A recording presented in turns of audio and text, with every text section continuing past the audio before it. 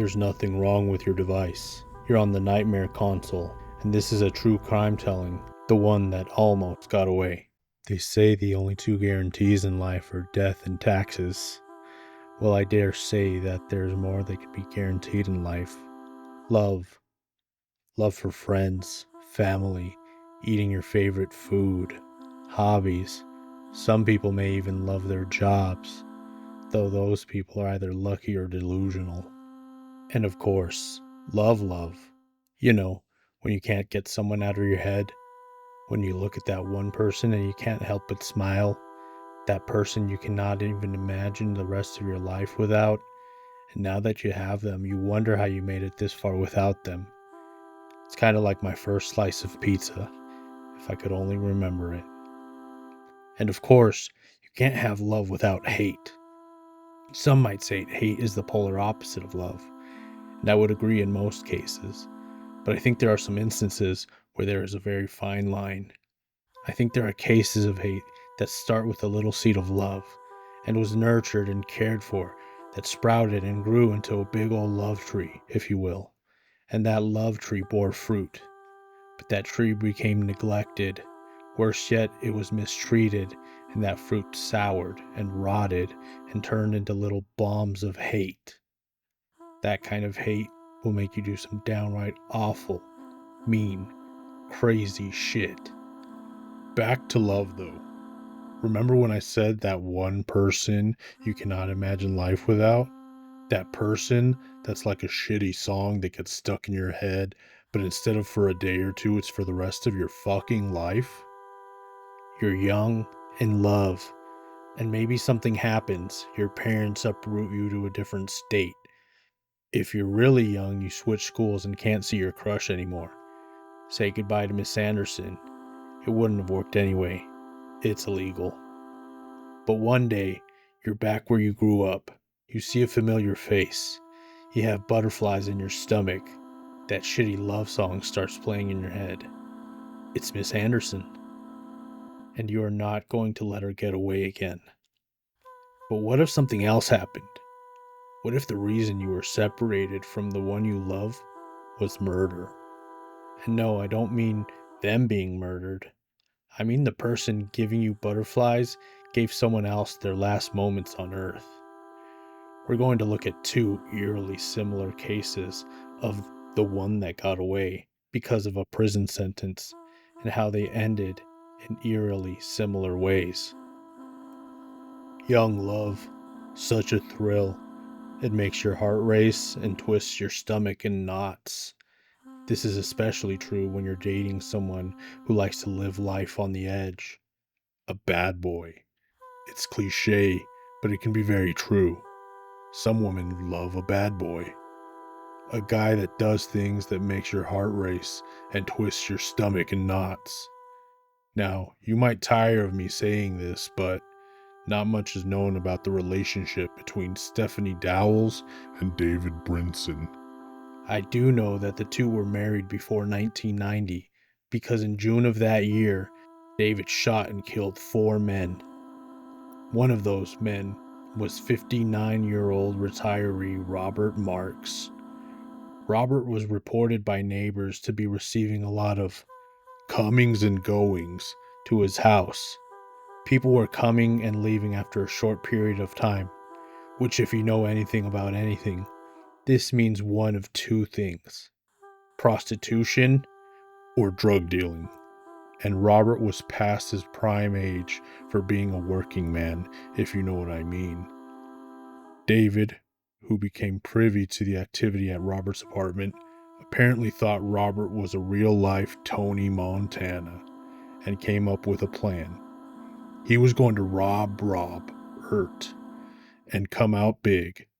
On June 12th, 1990, the year of our Lord, David barged into Robert Marks' apartment, gun in hand, and found Robert, his roommate Gene McCullers, and 2 visitors, Celadinio Lictus and William Terry, all watching a basketball game. David likely brandished his weapon and told them to sit tight while he ransacked the apartment. Much to David's dismay, Robert was a small-time weed dealer, and there was no mountains of white and stacks of cash to be found. This must have infuriated David, who then proceeded to shoot all four men in the back of the head as they lay face down. David Brinson was caught and tried and sentenced to 4 life sentences on January 31st, 1994. Stephanie wasn't going to sit around and wait, literally forever, for David, and so she filed for divorce shortly after and moved on with her life. And move on she did. Stephanie was married and split up twice since leaving David behind. Before we come back to the present, let's put a pin in this one and take a little detour. Fast forward 9 years. The state, California. The year, 1999. And that last couple, Stephanie and David, you guessed it, also from California. But anyways, not much is known about the early relationship between 22-year-old Tanya Thomas and 23-year-old Anthony Deshawn Curry. What we do know is it's been over a decade since it was hip to be square. Tanya and Anthony likely had a whirlwind romance that probably soon ended after Anthony got what he wanted from Tanya. It's unclear if Anthony knew Tanya was pregnant before he decided to go out for a pack of smokes and never come back, but he ended up in a relationship with 19-year-old Synada Lee Browning. Once again, the details of the relationship are unclear, but one thing that is very clear is that Tanya, who got left pregnant and ghosted, drew the long straw, all things considered. On August 19th, 1999, if my calculations are correct, Synada was found at a truck stop in Richmond, California, with a gunshot wound to her head, which left her blind and partially paralyzed. Anthony was apparently on a tear along the coast of California, which came to an end after a high-speed chase where he was driving a stolen, brand new 1999 Mercedes, going 120 from Oakland to Berkeley, where he surrendered peacefully and with his life, unfortunately, intact. Tanya's cousin remembers seeing Anthony on the news being charged with the attempted murder of Synada. She recalls seeing this on the TV at the hospital, where Tanya was in labor with Anthony's child. Tanya gives birth to her son, and all is well with her. As for Anthony, as you may have guessed, he is going straight to prison, and they might as well throw away the key, as he gets a life sentence for attempted murder with a bonus 13 years for his antics in the Mercedes. Guns and violence and threats to people were also involved.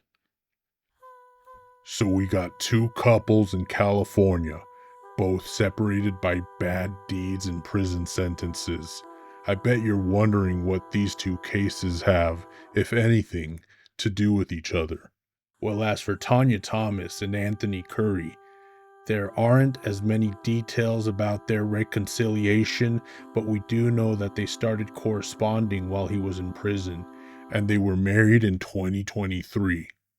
She hid this from her family, including her and Anthony Curry's son, because she knew they would not approve. Now, what's the point in being married if you can't consummate said marriage? So Tanya applied for conjugal visits with Anthony at Mule Creek State Prison. On June 28th, 2024, Tanya arrived at Mule Creek for a 4-day conjugal visit. She was last seen alive by prison staff on the night of June 30th, when she was escorted to the visitor center to take her nightly lupus medication. On the morning of July 1st, Anthony Curry called prison staff via intercom to inform them that Tanya was having a medical emergency. Tanya, and technically Anthony's, son was notified of her death on the 2nd of July, and the coroner officially ruled Tanya's death to be a homicide by strangulation in December, nearly 5 months later. Rewind back to 2017. David Brinson called up Stephanie Dowles from prison, and the two got to talking and rekindled their relationship. This led to her visiting him at, you guessed it, Mule Creek State Prison. And one thing led to another, and they both needed that physical intimacy. Her family reports that Stephanie applied for conjugal visits with David, and that process involved a background check which revealed that the divorce from David was never finalized, so David and Stephanie were still legally married. I don't know how that works with her being married in between the separation and them rekindling their relationship, so don't come at me about it. That's just what the family reports. Stephanie apparently enjoyed many visits with David and would return refreshed and happy, her family reports. While searching for details, there's a mention of David attempting suicide in prison by reportedly slashing his neck and arm. Stephanie's family reported that this really messed her up, and a few months later, David was named the sole beneficiary to Stephanie's $275,000 life insurance policy.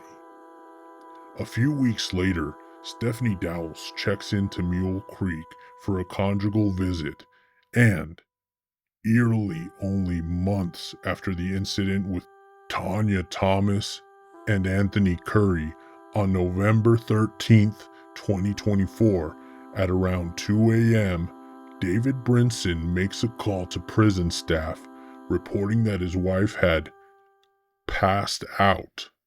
She was declared deceased 50 minutes later. The cause of death was pending investigation for 4 months, and after the family decided to get their own private autopsy done in March of 2025, the coroner updated Stephanie's official cause of death to be, you guessed it, homicide by strangulation. It's unclear if the life insurance is any kind of motive, because it just does not make much sense for someone who is the obvious prime suspect and who will never see the outside of a prison to do this for money. But David has been transferred to the California healthcare facility in Stockton, which means he may not be in the most stable mental health condition. As of right now, both cases are pending. Anthony Curry has been charged with the murder of Tanya Thomas and has pled not guilty. David Brinson has not yet been charged with the murder of Stephanie Dowles. Some might say that violent inmates should not get unsupervised visitation, especially conjugal ones. Others might say you shouldn't be going back to someone who you know is capable of such violence. But that's not for me to speak on. I'm just here to tell a story. Now turn the TV off. It's bedtime.